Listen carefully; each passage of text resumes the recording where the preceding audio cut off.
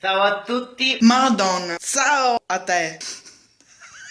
io sono Carlo, Io sono Cristina, ho 23 anni, anch'io ho 23 anni. faccio questo video perché sto cercando una fidanzata, eh sì. Eh sì, Tutti quelli che conosco, che incontro in giro, hanno una ragazza e io no, e io sono single. cose che capitano. E non capisco il motivo, Bah, io qualche domandina me la farei. quindi sono qua Sei qua? Dove cazzo sei? perché cerco una tipa con specifiche caratteristiche. Spiegaci queste caratteristiche. Deve avere assolutamente le tettone, deve avere i capelli lissi come i miei, No, e qua non ci siamo, mi dispiace, ma qui non posso fare per te.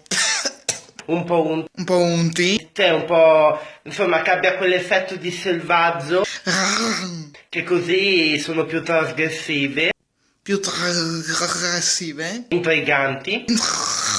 Sono anche bravo in matematica e infatti se volete posso darvi delle lezioni. L'argomento che so di più e adoro è seno e coseno. Seno e coseno, chissà il motivo. Sono anche appassionato di videogiochi e infatti io voglio una tipa che sia appassionata e giochi con me ai videogiochi. Va bene qualsiasi console, Xbox, PlayStation 1, 2, 7, 40, 20, 11, 35 miliardi, Game Boy Color. Tamagotchi. Mi raccomando, contattatemi perché sono un tipo. Guarda, no, aspetta, mi scrivo già il nome, il tuo nome. Sei un tipo, mi scrivo giù il tipo.